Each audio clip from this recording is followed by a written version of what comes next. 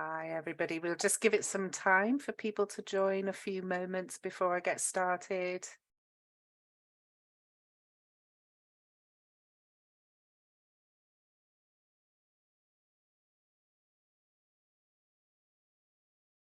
Welcome to the session. We'll just give it a couple more moments to give everybody a chance to join before I get started.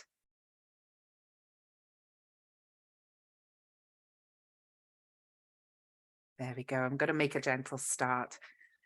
So hello, welcome to my session. I'm going to be talking for around half an hour today about how to make the most of neurodiverse skills, and particularly when we're thinking and planning to move from education into the next stage, which is either looking at an apprenticeship, or it could be an internship, or actually into employment or further education. My name's Kath Leggett. I'm autistic myself, self-recognised over 25 years ago, formally diagnosed about 9 years ago. I was an engineer for a long time, an environmental engineer, and I've been doing this for about 10 years now. So let's get into the content today. So first of all, I want to start by talking about how different neurodiverse conditions and talents overlap. So it's quite unusual to just have one neurodiverse condition, and autism is one neurodiverse condition. So it's very helpful for us to know, even though we're an autism charity, to know about the other neurodiverse conditions, because it does change how you support someone, or the support that you need with as an individual with more than one neurodiverse condition. But it also as well changes the talents and skill sets that you have. So let's start off by looking at neurodiversity and what does that mean?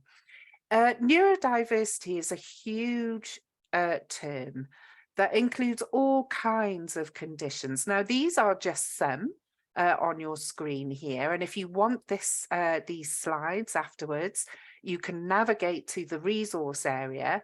And then in the wellbeing section, you'll see you can download all of these slides with this information on.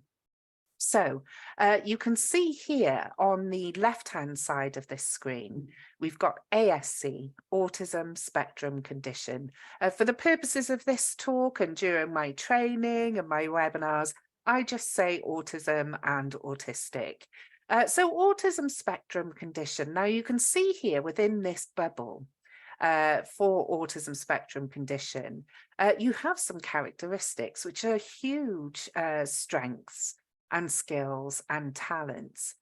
They are just the what we often find are very negative descriptions written in diagnostic descriptions or diagnostic letters written in a really positive way. So for example, you have here the first one, concentration. Now, high levels of deep concentration is a highly sought after skill by many different employers for highly specialized roles. In diagnostic descriptions, though, concentration is often described as the inability to shift the focus of attention from one thing to another.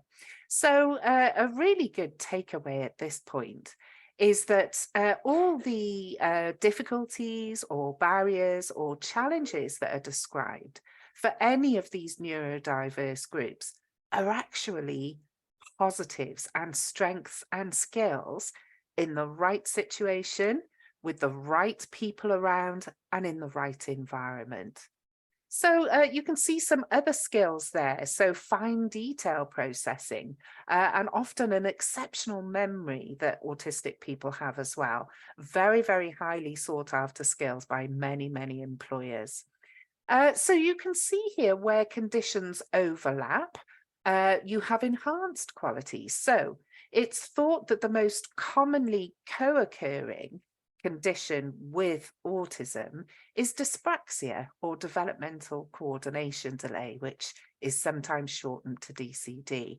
And you can see the enhanced quality there is honesty when those two conditions overlap. Again, a really highly sought after quality by many employers who are looking for honest and direct feedback and input into new ideas. So the positive skills with dyspraxia and talents are really good verbal skills, as well as high degrees of empathy. So intuitively or easily understanding how other people are feeling and thinking, and intuition, which is, you know, sort of really, really understanding situations very, very easily. You've also got another neurodiverse condition here is dyscalculia or dyscalculia, you might have heard it written as. Now, this is a difficulty or a difference with reading or understanding numbers or manipulating numbers. So maybe difficulty in writing down a number when you're copying it from a screen or something like that, or in putting numbers in a mobile phone, for example, if you're reading them off a screen. But you can see here the qualities of dyscalculic people. Again, really good verbal skills and innovative thinking. So this is developing ways of doing things that are completely new and often better than the old way that things were done.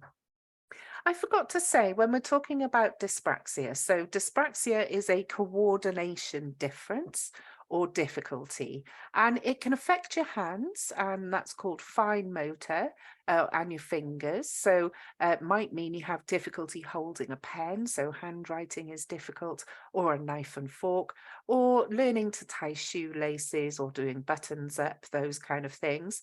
Or it can affect your arms and legs, your limbs, and that's called gross motor coordination. And in those cases, even walking in a coordinated way can be quite difficult for some people. Dyslexia, okay, so this is over here on the right-hand side. This is a difficulty or difference in terms of reading and writing, so words and letters. But the dyslexic people have particular skills of being very visual thinkers and highly creative, but also often having really, really good 3D mechanical skills. I'm going to talk about Tourette's syndrome next. And I've supported many autistic people and know many autistic people who are autistic and also have Tourette's syndrome as well. The key, so Tourette's syndrome is where somebody has noticeable verbal tics and sometimes physical tics as well, or often physical tics as well. And the key skills of that neurodiverse community are observational skills, a great ability to control, using their brain to control themselves and their thinking. So cognitive control, we call that. And again, very high levels of creativity from that community in particular. Acquired neurodiversity, so a little bit confusing that it's here. That's where part of your brain may be different because it's been damaged, perhaps, or it's diseased. And it looks very much just on the outside, on the surface, how you present outwardly, that you may have a neurodiverse condition, but you don't actually have a neurodiverse condition.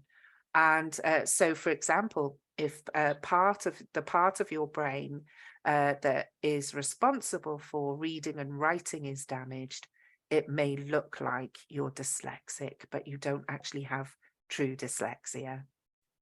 Mental health as well. So I don't accept, and neither do Ambitious About Autism, that poor mental health is part of being neurodiverse and specifically autistic.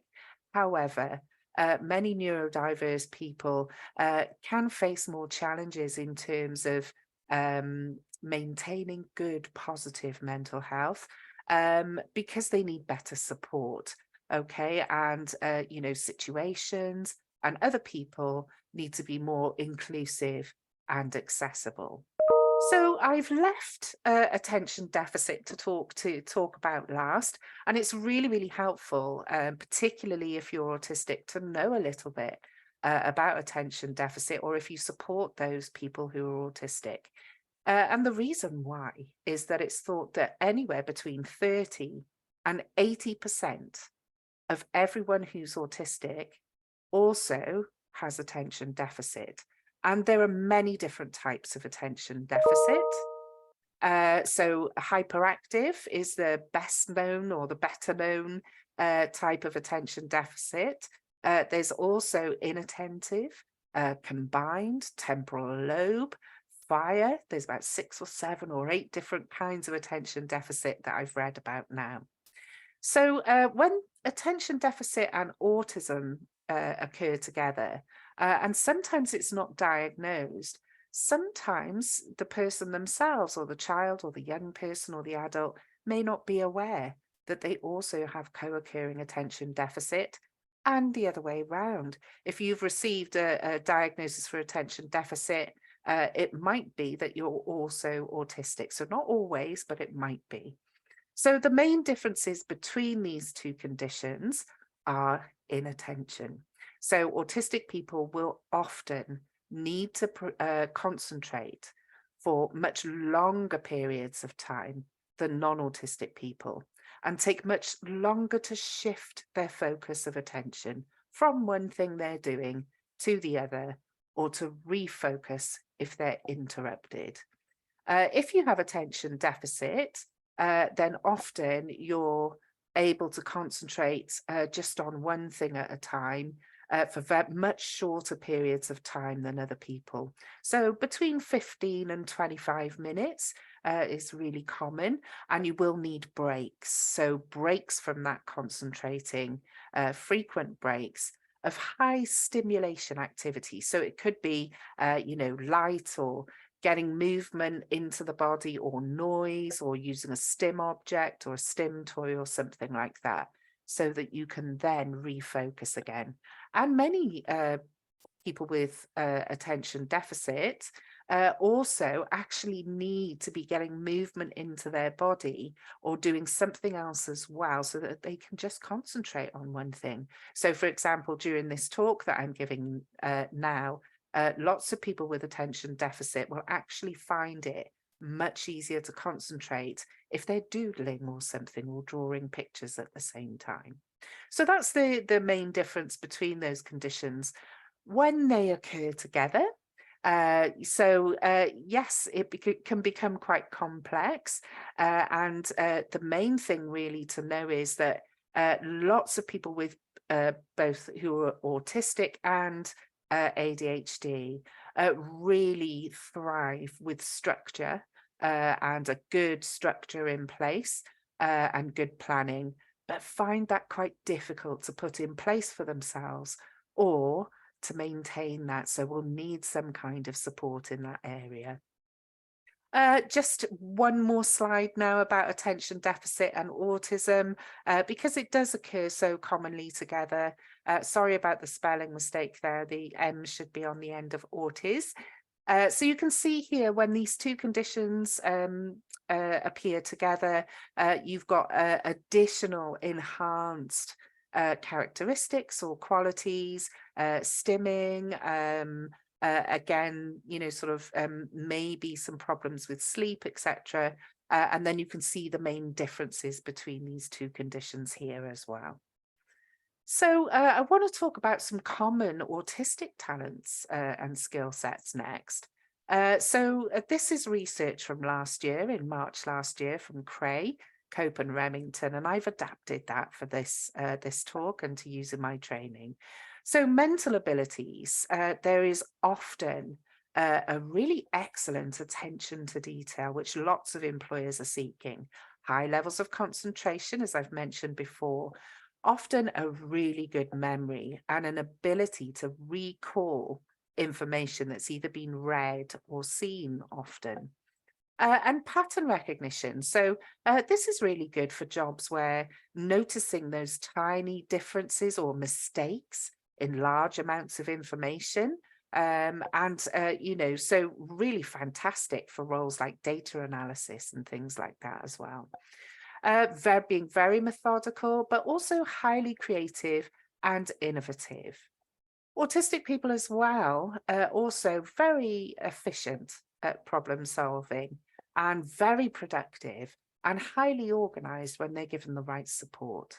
And really able to complete tasks independently once they have the right amount of information to get started. In terms of personal ethics, and this is very much about the culture, the autistic culture.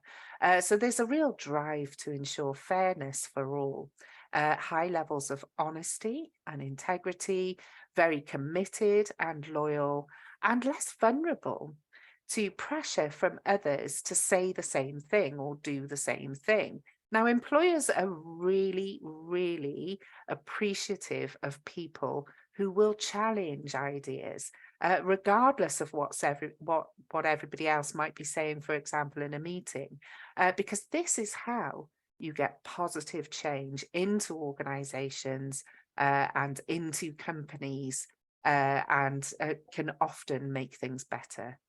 Autistic people are also very inclusive of other people's difference as well. So in terms of that unique autistic perspective, there's often high levels of expertise related to a particular area that an autistic person works in. So employers know this and are really, really looking for that talent where you have these high, intense levels of interest, because often there's that expertise that goes with it. And enjoying doing roles and activities in work that others might find quite difficult to do. Again, using that unique autistic experience, what does it feel like to be an autistic person? What's supportive for you as an autistic person? Employers really want to hear from autistic people that work for them about how they can make the workplace better for all autistic people. So lots of organizations now have staff networks for autistic employees that you can join, and you can talk with other autistic employees and have activities. But really importantly, employers will ask you for your opinion and your feedback on how you think things can be improved. And then again, high levels of what we call resilience. Again, another fantastic skill sought out by employers. Lots of workplaces now, having good levels, high levels of resilience is really important to be able to stay focused and productive, even when there might be changes going on around you. And autistic people are often very resilient, because the world isn't often designed very well for autistic people. So we've looked at talents and skill sets. The next thing I want to talk about briefly is about effective self-advocacy. So my advice for any young person really is to start developing these skills early. What is self-advocacy? So it's the ability to communicate your needs to others. And we know that people who can self-advocate rather than relying on others to do it are much more likely to thrive in school, work, and life in general. And self-advocacy skills can be learned at any age.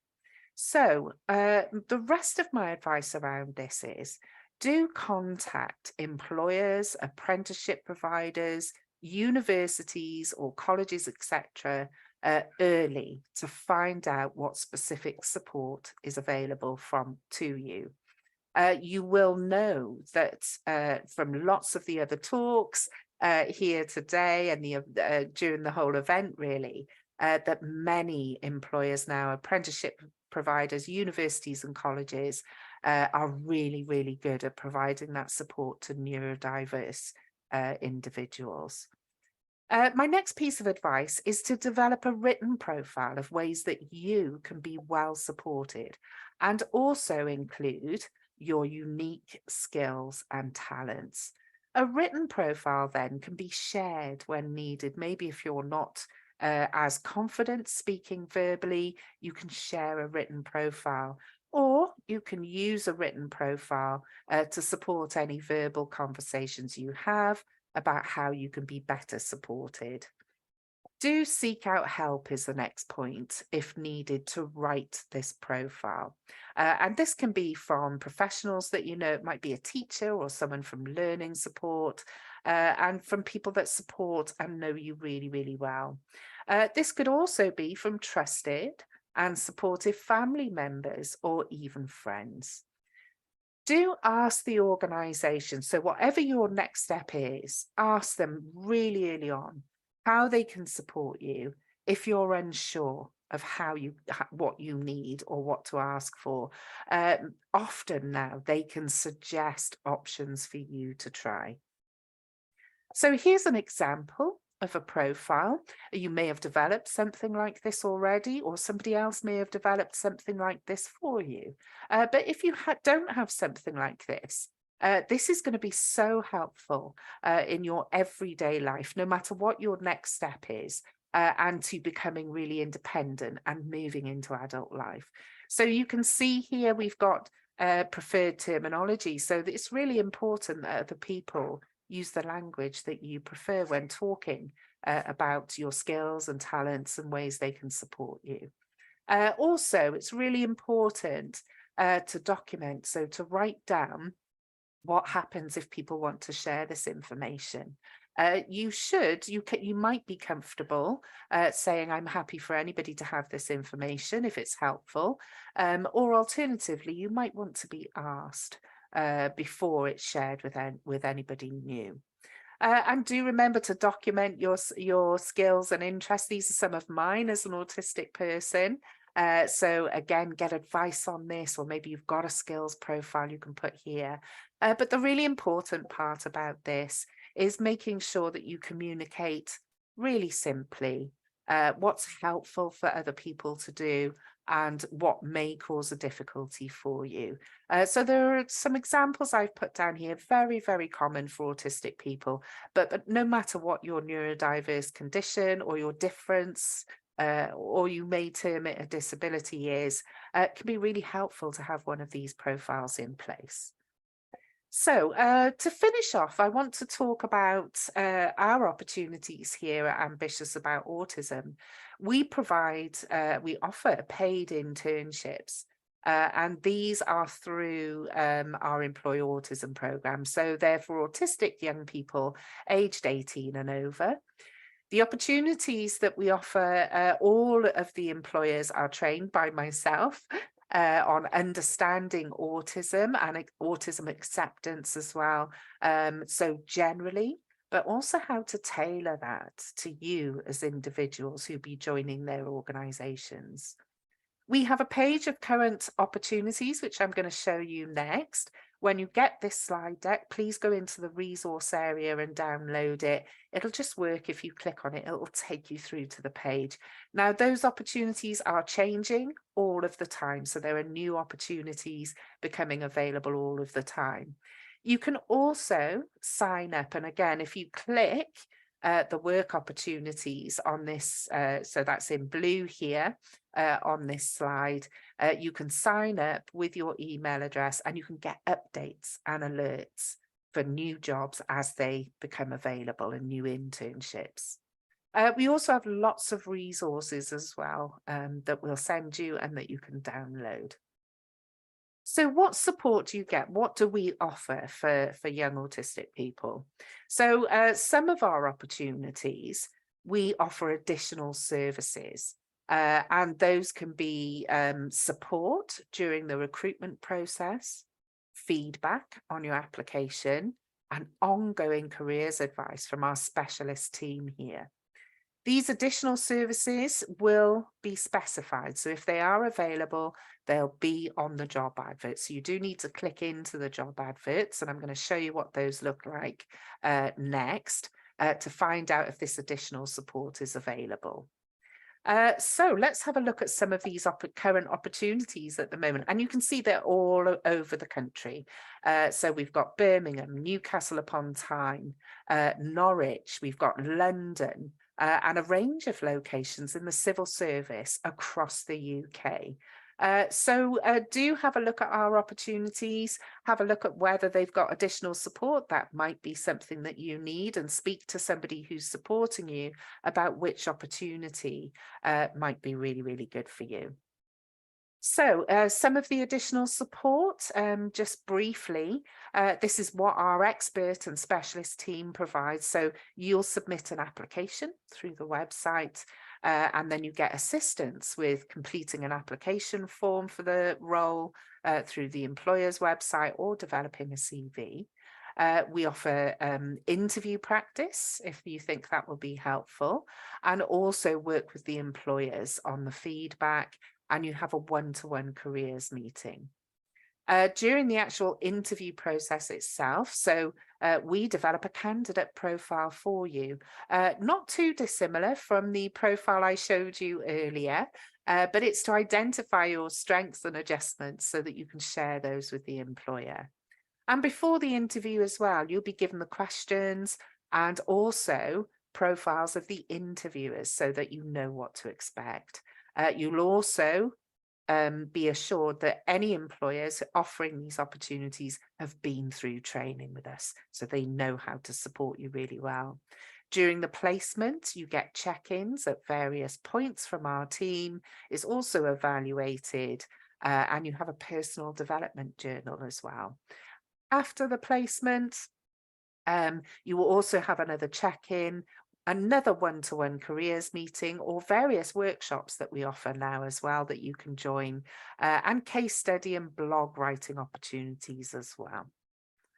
So some of the resources just to finish off that you might find helpful, and this is for any young people themselves or those supporting. So our main resource is called the Transition to Employment Toolkit. So it's slightly misleading because actually it's really, really helpful. Sorry, excuse me, just a moment.